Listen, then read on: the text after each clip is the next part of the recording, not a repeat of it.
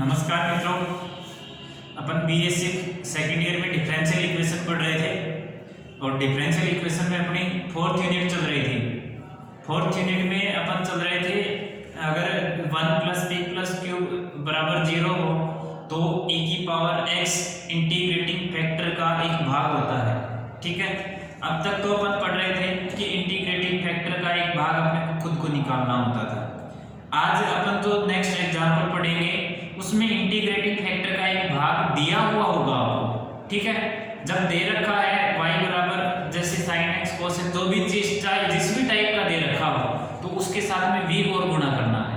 तो अपना एक हल y बराबर v इंटू जो भी फंक्शन कॉम्प्लीमेंट्री फंक्शन दे रखा है पूरा फलन, उसको लिखना है। dy/dx निकालना है, d2y/dx तो निकालना है और वो दोनों तीनों मान हैं वो दिए समीकरण में रखने हैं। ठीक है, वो रखने के बाद अपनी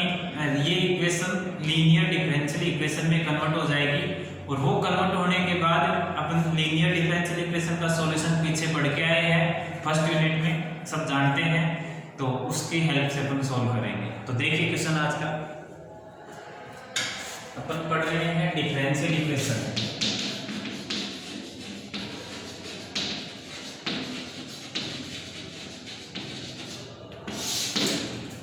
डिफरेंशियल इक्वेशन और आज का क्वेश्चन है एग्जाम्पल नंबर 6 है और ये 6 क्या कह रहा है, हल कीजिए और क्या हल करवा रहा है, sin² x d2y/dx बराबर 2y। ठीक है, अब देखो दिया हुआ है कि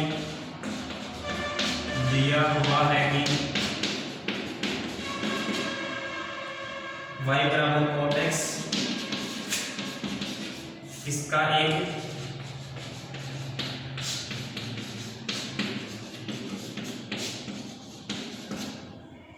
एक हल है।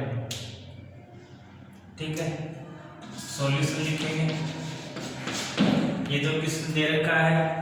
जो भी क्वेश्चन दे रखा है उसको स्टैंडर्ड फॉर्म में लिखेंगे। स्टैंडर्ड फॉर्म क्या होती है, d2y/dx plus p dy/dx plus qy = r, ये स्टैंडर्ड फॉर्म है, यानी कि मानक रूप है। अब क्या लिखेंगे, दिए हुए समीकरण क्या इस फॉर्मेट में है, ये इस फॉर्मेट में देखो d2y/dx के साथ में कुछ भी नहीं है गुणा, तो यहाँ sin² है, sin² x है तो हम इसको मानक रूप में बदलेंगे। दिए हुए समीकरण को मानक रूप में बदलने पर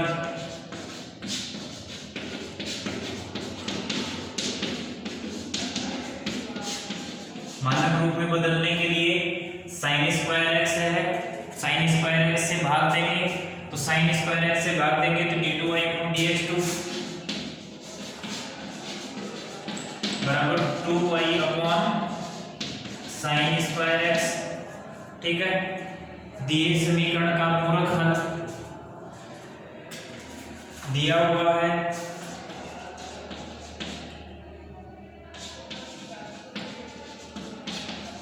y बराबर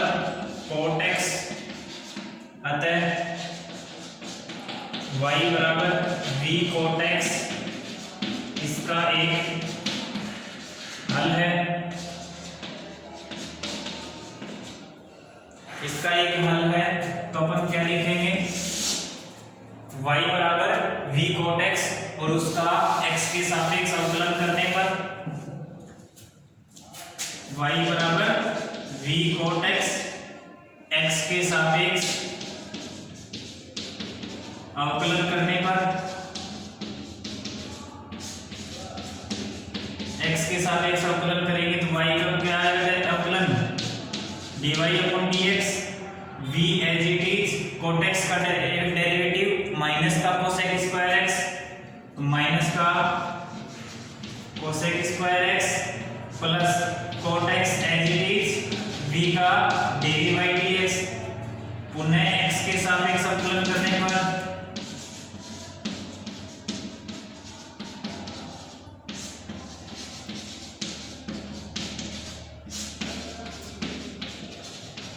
x के सापेक्ष अवकलन करेंगे तो y dy/dx का तो हो जाएगा d2y/dx2 बराबर कोसेक स्क्वायर x, कोसेक का x का होता है 2 कोसेक x, कोसेक स्क्वायर का होगा 2 कोसेक x इनटू में cot x, ठीक है। v एज इट इज रख लेंगे 2 cosec x into cot x, तो कोसेक स्क्वायर का होगा माइनस है v एज इट इज है तो 2 कोसेक x, फिर कोसेक x का होगा cosec x into cot x, ठीक है। ये नेगेटिव साइन के साथ में होता है कोसेक x का, तो negative negative positive plus cosec square as it is dv/dx, v का डेरिवेटिव dv/dx विद नेगेटिव साइन, तो ये नेगेटिव साइन, ठीक है।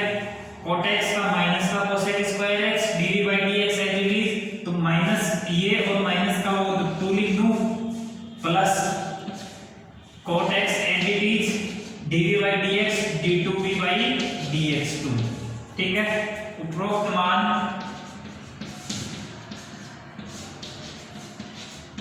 समीकरण 1 में रखने पर, समीकरण 1 जो स्टैंडर्ड फॉर्म है वो समीकरण 1 है, जो स्टैंडर्ड फॉर्म है वो समीकरण 1 है, ये भी स्टैंडर्ड नहीं है, ये बराबर 0 लिखेंगे तब समीकरण स्टैंडर्ड फॉर्म है ये, ठीक है। समीकरण 1 में रखने पर 1 में रखेंगे तो d2y/dx2 की जगह ये cot x d2v/dx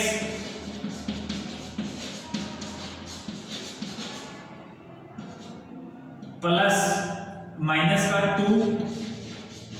cosec square x dv/dx plus का 2v cosec square x cot x minus का dy/dx है ही नहीं तो ये भी नहीं पुट करेंगे, माइनस का 2/sin स्क्वायर x इनटू में y का मान v cot x बराबर 0, ठीक है। अब देखो d2v/dx को अलग कर लो, cot x इनटू d2v/dx2, ठीक है। अब ये देखो dv/dx माइनस का 2 कोसेक स्क्वायर dv/dx माइनस का 2 कोसेक स्क्वायर x dv/dx, ठीक है। अब देखो 2v cosec square x, cot x क्या बनेगा cos बटे sin, तो sin माइनस का 2/sin स्क्वायर x,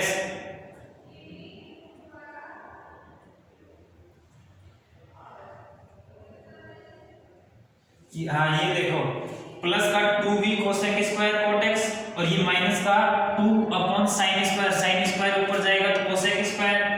ये कैंसिल हो जाएगा बराबर सीधा 0। अब यहां से क्या मान लेंगे dv/dx को p मान लें, तो मानना dv/dx बराबर p, x के सापेक्ष अवकलन करने पर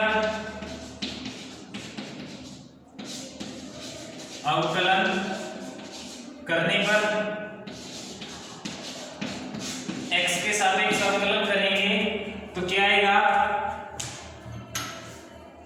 dv/dx का डेरिवेटिव d2p/dx2 बराबर dp/dx,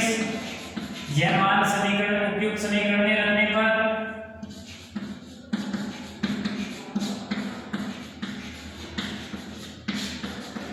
समीकरण में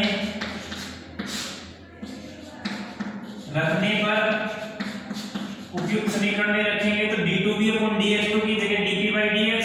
तो cot x into dp/dx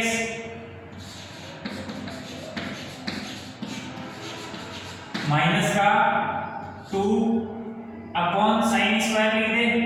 तो 2/sin स्क्वायर x इंटू में dv/dx की जगह p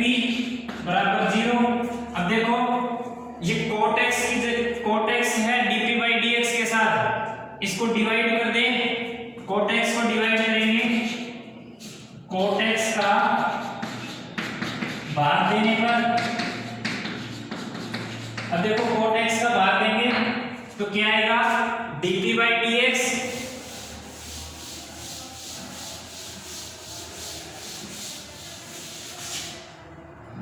इधर से तो dp/dx माइनस का 2/sin² x इंटू में cot x इंटू में p बराबर 0। तो dp/dx बराबर 2 से ऊपर नीचे गुणा कर दे, cot x को लिखेंगे cos बटे sin, sin ऊपर जाएगा, एक sin से एक sin कैंसिल, ठीक है। 2/sin² cot x को लिखेंगे cos बटे sin, तो cos x इंटू में sin x, तो मैं ऊपर से माइनस का 2 ऊपर नीचे गुणा कर देता हूं, 2 sin x अपॉन में 2 sin² x cos x into में p बराबर 0। ये sin से ये sin cancel, 2 sin x cos x sin 2x और ऊपर जाएगा तो dp/dx माइनस का ऊपर जाएगा तो 2 cos x², ये उधर ले जाओ बराबर लिख दें तो 2 cos x² 2x, ये sin 2x बनेगा, sin 2x ऊपर जाएगा तो cos 2x, और cos 2x को क्या लिख सकते हैं cos 2x और इंटू में p, ठीक है। चरों का पृथक्करण करने पर, चरों का पृथक्करण यानी कि dx के साथ में x का फंक्शन और p के साथ में dp के साथ में p का फंक्शन, चरों का पृथक्करण करने पर, चरों का पृथक्करण करेंगे तो dp/p, यहां से देखो ये dx से dx इधर जाएगा, इधर p का फंक्शन केवल p है तो p का भाग दे देंगे, dp/p इंटू में 2 cos x² 2x इंटू में dx, समाकलन करने पर ये स्क्वायर नहीं है, cos 2x है, समाकलन करने पर समाकलन करेंगे तो dp/p का इंटीग्रेशन बराबर 2 इंटीग्रेशन cos 2x इंटू में dx, dp/p का समाकलन log p 2, और cosec का क्या होता है log 10x, तो log 10 2x, ठीक है। तो इधर से देखो यहां से 2 ऊपर नीचे गुणा किया, 2 था, 2 से ऊपर नीचे गुणा करेंगे तो 4 होगा, तो यहां सब जगह 4 आएगा, ये 4, तो ये 4 cosec 2x का log 10x/2, cosec x का इंटीग्रेशन log 10x/2, ठीक है। cosec x का integration of cosec x dx बराबर होता है log 10x/2 प्लस c, ठीक है, ये होता है। तो इसका इंटीग्रेशन करो cosec 2x का 1/2, 2x है तो x के गुणा में जो होता है उसका भाग देंगे, यहाँ x के साथ में 1 था तो इसके बटे में 1, कोई मीन नहीं रहता, तो इसके यहाँ पे 2x है तो 2x है तो 1/2 log 10 2x/2 प्लस c, मैं इधर से मिटा देता हूं।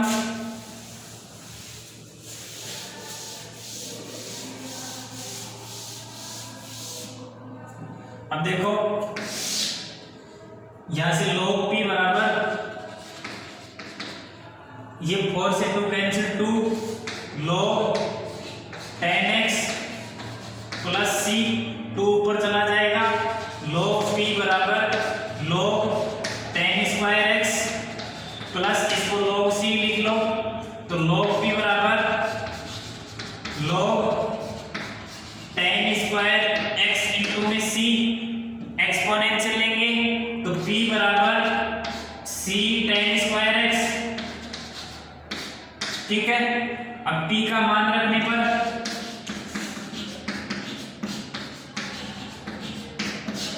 p का मान रखेंगे, p बराबर क्या है dv अपॉन dx, तो p का मान dv अपॉन dx बराबर c tan स्क्वायर x, तरों का पृथक्करण dv बराबर c tan square x into में dx, समाकलन करने पर dv का समाकलन इंटीग्रेशन c कांस्टेंट है बार tan स्क्वायर x को क्या लिख सकते हैं sec स्क्वायर x माइनस 1, तो sec square x minus into में dx। देखो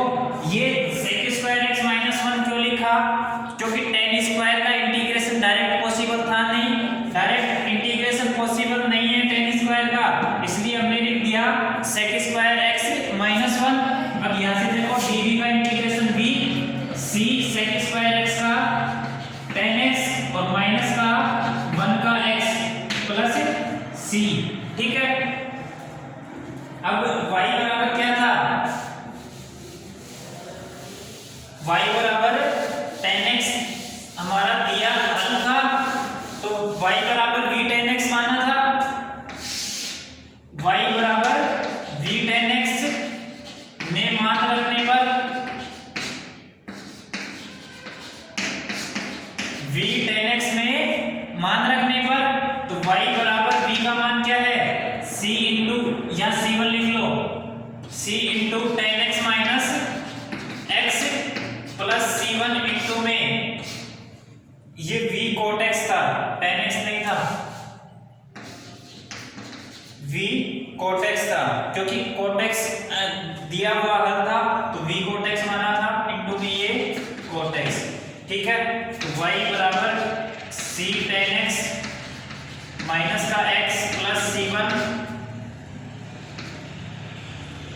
इंटू में cot x बराबर c tan x इंटू में cot x माइनस का c x cot x plus c1 cot x। अब देखो c tan x into cot x 1, तो y बराबर c minus c1 c x cot x और plus c1 cot x with required result, ये अपना अभिष्ट solution है, ठीक है। c1 minus c1 x cot x plus c2 cot x, अपन ने c और c1 लिखा है, आपकी बुक में c1 और c2 लिखा हुआ है, ठीक है। तो अपना अभी तक जो किया हुआ ये क्वेश्चन ये बिल्कुल सही है, कहीं कोई मिस्टेक नहीं है। तो अपन ने इस क्वेश्चन में क्या किया, सबसे पहले अपन देखते थे कि पूरक फलन निकालते थे, पूरक फलन निकालने के लिए 1 प्लस पी प्लस क्यू बराबर 0 हो या p प्लस क्यू एक्स बराबर 0, इस टाइप से 5-6 मेथड पढ़े थे, उनको अप्लाई करते हुए इंटीग्रेटिंग फैक्टर यानी कि पूरक फलन का एक भाग निकालना था, वो निकालने के बाद y बराबर